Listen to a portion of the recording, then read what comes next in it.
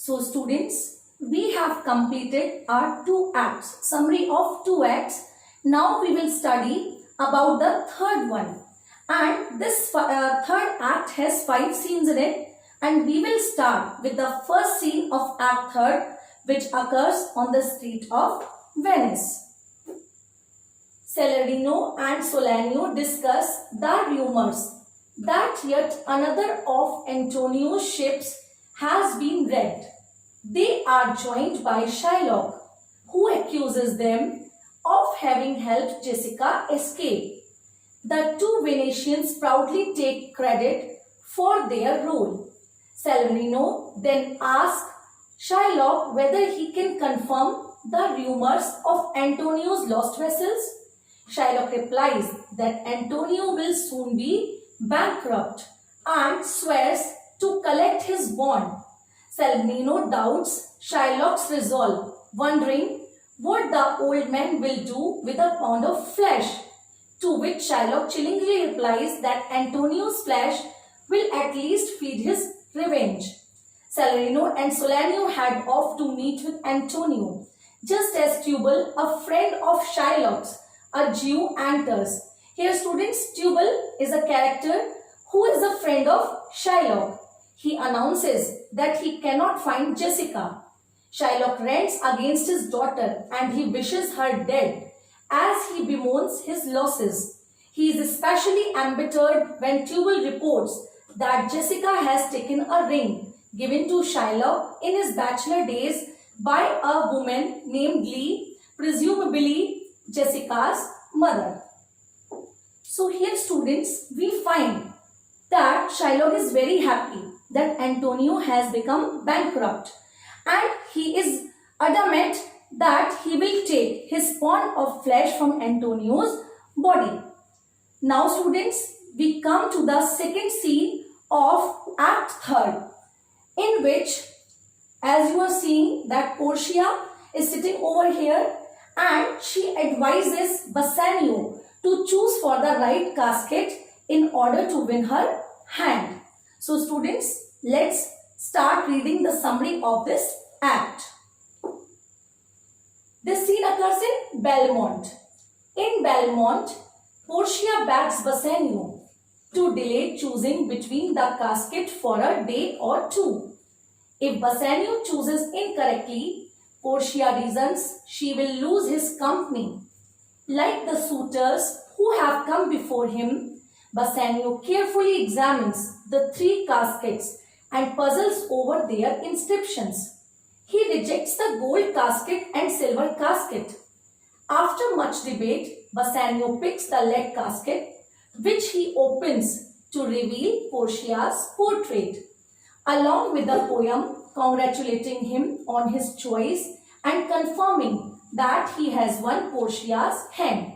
The happy couple promises one another love and devotion, and Portia gives Bassanio a ring that he must never part with, as his removal of it will signify the end of his love for her. Nerissa and Gratiano congratulate them and confess that they too have fallen in love with each other. They suggest a double wedding. Lorenzo and Jessica arrive in the midst of this rejoicing, along with Celerino, who gives a letter to Bassanio. In the letter, Antonio writes that all of his ships are lost and that Shylock plans to collect his pound of flesh. The news provokes a fit of guilt in Bassanio, which in turn prompts Portia to offer to pay 20 times the sum. Jessica, however, worries that her father is more interested in revenge than in money. Bassanio reads out loud the letter from Antonio, who asks only for a brief reunion before he dies. Portia argues her husband to rush to his friend's aid and Bassanio leaves for Venice. So students, this scene is very important. In this scene, you find that Bassanio is successful in winning the hand of Portia and they are very happy to find each other. And with this reunion, we see one another reunion, the reunion of Nerissa and Gratiano. They also congratulate each other, and because they have fallen in love with each other, so they decide to marry with one another, with each other. The next couple, the last couple of this play, who is Lorenzo and Jessica, they also arrive, but they have a letter which has a very sad news for Bassanio.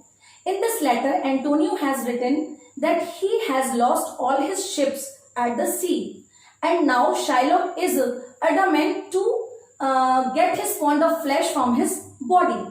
So he asks for his friend to meet him once before he dies. So students, here Portia asks her husband, to help his friend so that he may get his support. Now we will come to the next scene of the act. The next scene is the third scene. Here Shylock escorts the bankrupt Antonio to prison. Antonio pleads with Shylock to listen, but Shylock refuses. Remembering the many times Antonio condemned him as a dog, Shylock advises the merchant to beware of his bite. Assured that Duke will grant him justice, Shylock insists that he will have his bond and tells the jailer not to bother speaking to him of mercy. Solanio declares that Shylock is the worst of men. Here we find the darker side of Shylock, who is ready to kill Antonio by taking 1 pound of flesh from his body, and he is going to demand the justice from the Duke, as it has been written in the bond signed by Antonio. Now this is the fourth scene of Act 3rd.